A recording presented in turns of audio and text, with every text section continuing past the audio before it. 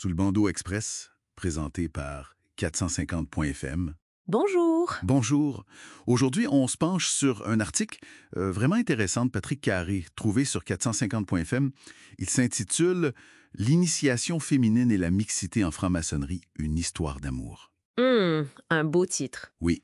Et ce qui nous intéresse particulièrement, c'est moins l'organisation pratique, si on veut, que la dimension symbolique, spirituelle derrière tout ça. Tout à fait. Comment la maçonnerie pense cette dualité masculin-féminin en chacun de nous et comment elle propose un chemin vers une sorte d'unité. C'est ça. Alors, commençons par là, justement, cette dualité. L'article insiste beaucoup dessus. Logique, intuition, soleil, lune. Le cerveau gauche, le cerveau droit. Voilà, le masculin et le féminin.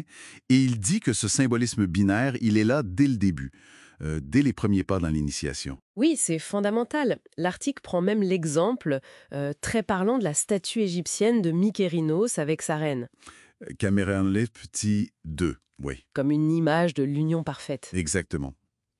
Et ce qui est clé, c'est de voir ça non pas comme des opposés qui s'affrontent, mais comme des pôles complémentaires. Qui doivent s'intégrer. C'est ce que l'article appelle la mixité intérieure. Précisément. L'idée que, qu'on soit homme ou femme, on porte ces deux aspects en nous. Et le travail, c'est de les harmoniser, de les faire dialoguer. Un peu comme disait Victor Hugo, aimer c'est plus que vivre. Vivre cette quête d'harmonie, ce serait aussi plus que vivre. C'est une belle façon de le voir, oui. Une intensification de l'expérience humaine, en quelque sorte. D'accord. Et historiquement, comment ça s'est traduit en France, cette question de la place des femmes? Ça n'a pas été simple? Non, loin de là.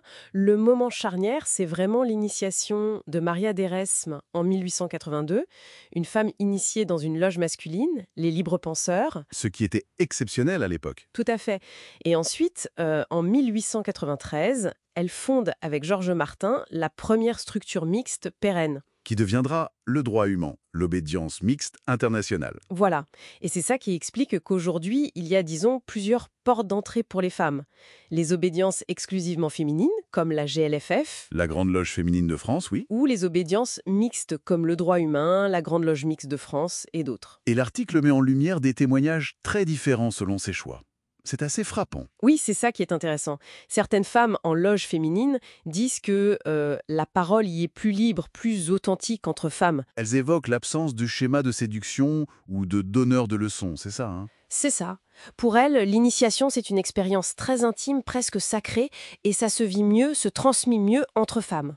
Et à l'inverse, celles qui choisissent la mixité, Elles insistent sur la valeur du respect mutuel qui se construit entre hommes et femmes dans ce cadre. Pour elles, rejeter le masculin serait aussi une forme d'exclusion. Elles parlent du courage des hommes qui acceptent de perdre du pouvoir, en quelque sorte. c'est complexe. L'article cite d'ailleurs Yviver Messeka. Oui, qui suggère que le choix dépend beaucoup de la vision qu'on a de l'initiation elle-même.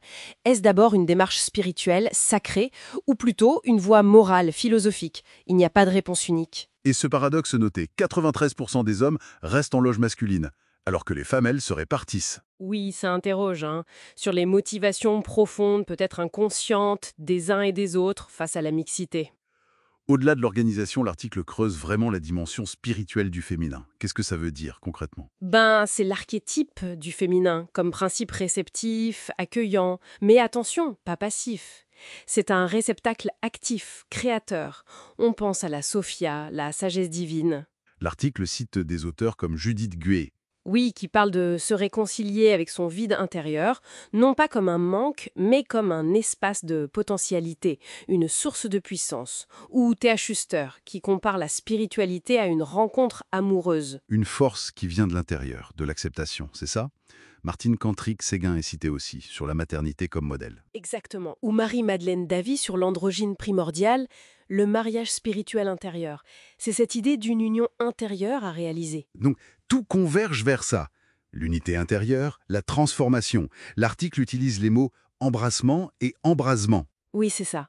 Dépasser la dualité apparente pour atteindre un état d'être plus.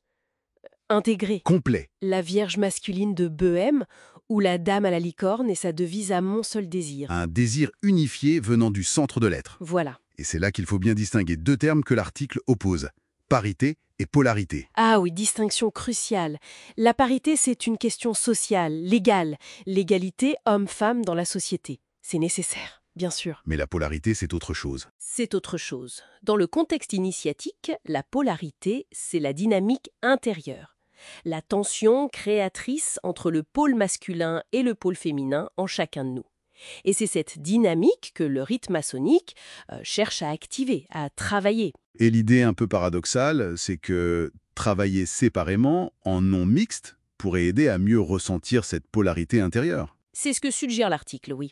En étant privé de la présence physique de l'autre sexe, on serait peut-être plus amené à reconnaître et intégrer l'autre pôle en soi. C'est une hypothèse intéressante. Pour conclure, l'article lance une idée assez audacieuse, disons. Oui, une pensée forte. L'idée que l'émergence de ce qu'il appelle la femme spirituelle, la Sophia, la dimension féminine universelle reconnue et vécue, serait une sorte de nécessité pour notre époque. Pour sortir du chaos et permettre une régénération. C'est ça. Il cite Françoise Bonnardel, la capacité du féminin, par l'amour transformateur, de transmuter même le désir d'anéantissement en rédemption. Le potentiel de transformation serait donc dans ce travail intérieur, chez les femmes, mais aussi chez les hommes intégrant leur propre féminin. Tout à fait. C'est un appel à aller au-delà des structures vers la transformation de l'être lui-même. Une perspective vraiment profonde. Merci pour cet éclairage. Nous remercions 450.fm pour leur collaboration. Merci à vous. Et pour celles et ceux qui souhaitent soutenir nos échanges, vous pouvez rejoindre notre communauté sur patreon.com/soulband.